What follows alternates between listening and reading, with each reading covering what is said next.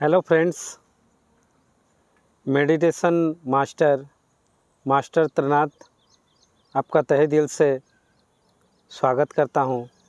मित्रों, मेरा इस चैनल में जुड़े रहें तो आध्यात्मिक और योगा और दुनिया के सभी सुख शांति किस प्रकार प्राप्ति होती है, इसका मैं छोटा सा एक तो टिप्स बता के आपको आगे लेके चलूँगा।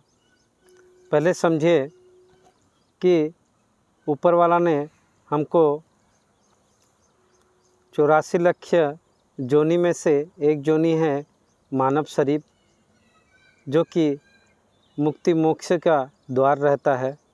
मगर हम ये भौतिक सुख में व्यस्त रह के हम भूल जाते हैं कि हमारा लक्ष्य क्या है। इस वजह से हम कभी भी ये सोच नहीं पाते हैं कि हम काम क्या कर रहे हैं। पहले समझना होगा मेडिटेशन का मीनिंग क्या रहता है। मेडिटेशन का मीनिंग ये रहता है कि मन का शांति, आत्मा का शांति, शरीर का भौतिक सुख से दूरता। तो शरीर का भौतिक सुख से दूरता क्यों ज़रूरी है हमको? क्यों हम ये शरीर जो पाए हैं, पहले ये समझना होगा कि ऊपर वाला हमको बनाया है, ये शरीर में सब कुछ फिट करके रखा हुआ है। जैसे हम लोग कोई भी व्हीकल में बैठते हैं तो हमको रात के समय में लाइट का ज़रूरत पड़ता है, तो लाइट दिया हुआ है। कहीं भी साइड काटते हैं तो इंडिकेटर का ज़रूरत है। कोई भी आगे आ जाए तो हॉर्न मारने का ज़रूरत है, तो हॉर्न का ज़रूरत है। तो ये जैसा सब कुछ फिट किया हुआ है ऑलरेडी, उसी तरह हमारा शरीर में भी सब कुछ फिट किया हुआ है ऊपर वाला ने। तो हमको जब भी कुछ भी प्रॉब्लम होता है, फॉर एग्ज़ाम्पल जैसे मैं बता दे रहा हूँ आपको कि मान लीजिए कि आपको कहीं पर जगह में शरीर में कट हो जाता है, घाव हो जाता है, तो हम लोगों सबसे पहले क्या करते हैं, हॉस्पिटल जाते हैं, डॉक्टर को कंसल्ट करते हैं। डॉक्टर क्या करता है, उसको सिलवा देता है और एक ठो सुई हम लोगों को लगा देता है। तो हम लोगों चुपचाप आ जाते हैं। तो अभी बात यह है कि वो सिलवा दिया, एक बोरा की तरह हमको सिलवा दिया।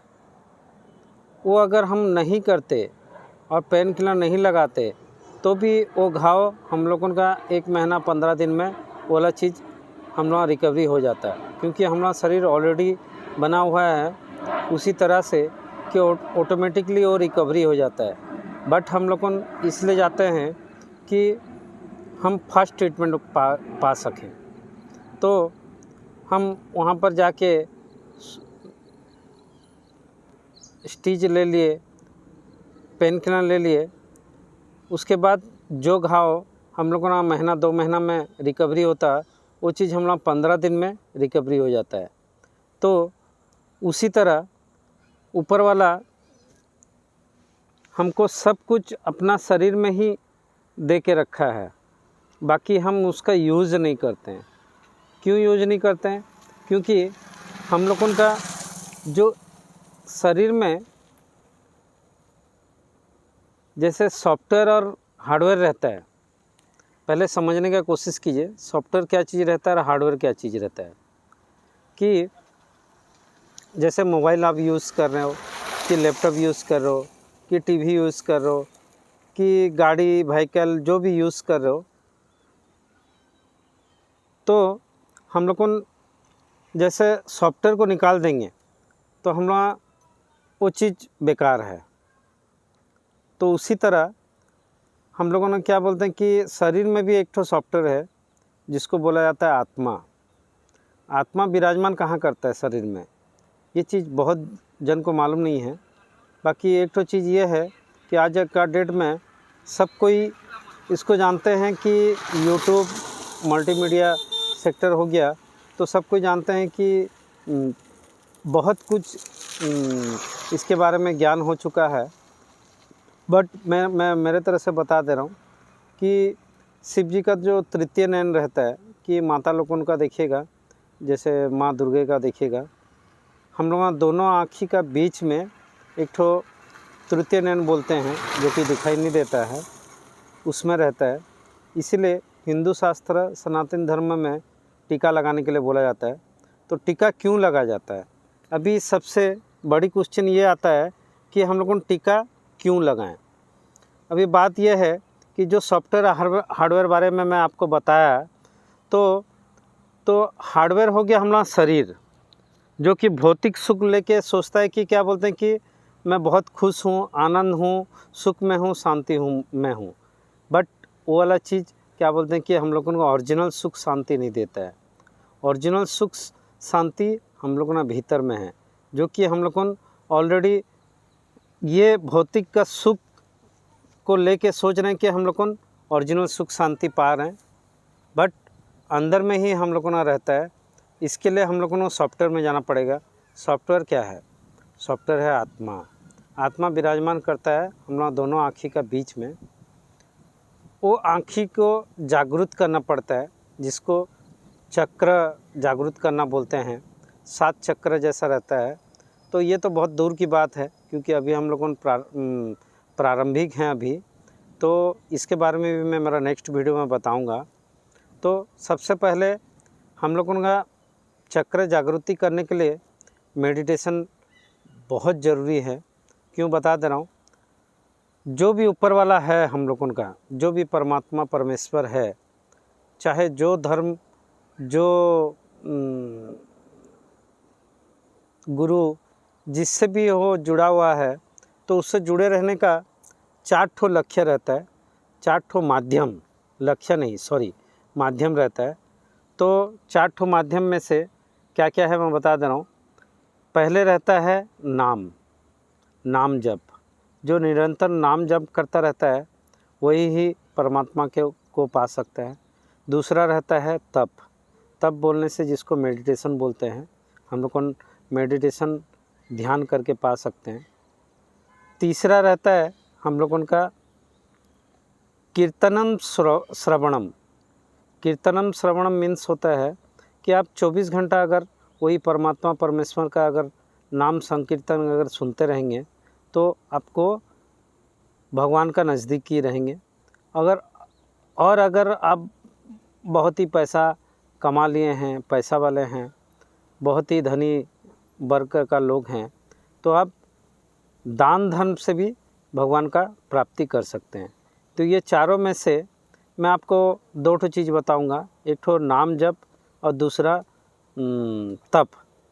तो पहले नाम जप क्या चीज़ होता है मैं बता दूँ आपको कि हिंदू शास्त्र विधि विधान में बहुत सारे ऐसा मंत्र हैं जो कि हम लोग को निरंतर जप करते हैं। जैसे आप जो भी आप भगवान को आप मानते हो, कि जो भी आप गॉड को मानते हो, तो आप क्या करते हो कि उनका मंत्र जो रहता है उसको उच्चारण करते हो, मगर ये विधि गलत है। आपको उसके लिए क्या करना पड़ेगा, क्योंकि उसका विधि बहुत ही कड़ा तो नहीं बोला जाएगा, मतलब उसका बहुत ही नियम विधि रहता है। आपको नहा धो के कोई भी प्रकार का मतलब भक्षण मतलब जिसको खाना पीना बोला जाता है, वो सब चीज़ करके आप कभी भी नाम मतलब मंत्र उच्चारण नहीं करना चाहिए, नहीं तो उसका उल्टा गिरता है, शरीर में भी गिरता है, प्लस आपका जीवन में भी दिनचर्या में भी वो चीज़ गलत होगा। इसीलिए नाम जो रहता है, जैसे राधा नाम 350 प्रकार का रहता है। हरि नाम वो भी बहुत सारा प्रकार का है, जो कि बहुत इजी है। ये निरंतर आप 24 घंटा बोलने से, जैसे हम लोग वहाँ सांस चलता है, हम लोग सांस 24 घंटा में 21,600 बार चलता है। तो उसमें से तो आदमी जनरली 12 घंटा दिन और 12 घंटा रात में से 5-6 घंटा 7 घंटा 8 घंटा जैसे करके अपना शरीर को रेस्ट देता है, सोता है। तो आप कम से कम दिन में 2000 बार अब भी अगर नाम जप कर रहे हैं तो आप भगवान का निकटतर रह पाएंगे। तो ये शरीर को हम लोगों को कैसे स्वस्थ बनाएं, सुस्त बनाएं, अपने आप को कैसे फिट रखें, इसका सबसे मूल लक्ष्य रहता है कि हम लोग शरीर को चला कौन रहा है। तो जैसे मैं बताया आपको 10 ठो इंद्रिय, 10 ठो इंद्रिय में से 5 इंद्रिय रहता है कर्मेंद्रिय, 5 इंद्रिय रहता है ज्ञानेंद्रिय। ज्ञानेंद्रिय क्या क्या चीज़ है मैं बता दे रहा हूँ। पहला चीज़ रहता है ज्ञानेंद्रिय, एक हो गया आँख, जिसको आँखी बोलते हैं, जो कि दर्शन करता है। ये आँखी सबसे बड़ा हम लोगों का खराब दुश्मन में से आता है। ये क्या करता है, हम लोग ज़्यादा करके ये खराब चीज़ ज़्यादा ग्रहण करता है। इसीलिए कृपया ये आँखी को अच्छा चीज़ में आप लगाइए कि अच्छा चीज़ देखा कीजिए। दूसरा हो गया श्रवण इंद्रिय, जो कि कान, जो कि इधर का उधर का बात सुन के अपने आप को विचलित करते रहता है ये शरीर को, इसको भी आपको रोकना होगा। तीसरा हो गया आपका जीभा।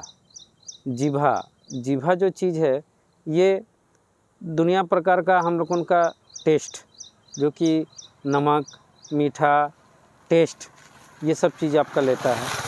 चौथा हो गया आपका नासिका, जो कि सूंघने का शक्ति है हम लोगों का। पांचवा हो गया हम लोग बुद्धि। ये तीनों इंद्रिय का मेन रहता है हम लोगों का बुद्धि, जो कि इन लोगों को चलाते रहता है। और बुद्धि सबसे बड़ा ही दुश्मन रहता है हम लोगों का। इसके बारे में भी मैं मेरा नेक्स्ट वीडियो में बताऊंगा।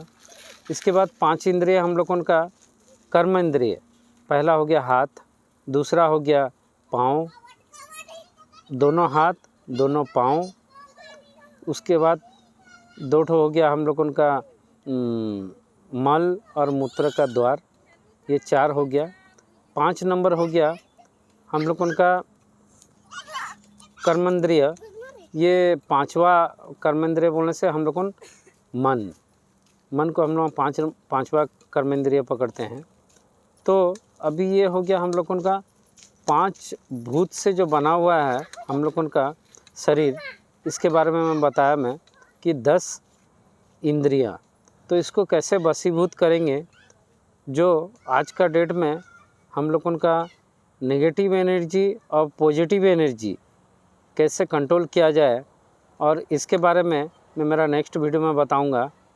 इतने कह के मैं मास्टर त्रिनाथ आपको मेडिटेशन में भी ले जाऊंगा, योगा में भी ले जाऊंगा, और अपने आप को कैसे फिट रखे, स्वस्थ रखे, इसके बारे में भी बताऊंगा। जय श्री राम। मेरा चैनल में आप जुड़े रहें, इतनी ही आपसे विनती है। अगर मैं इस वीडियो में कुछ अगर गलती बोल दिया रहूँगा कि कह दिया रहूँगा तो कृपया तहे दिल से मैं क्षमा चाहता हूँ। जय हिंद।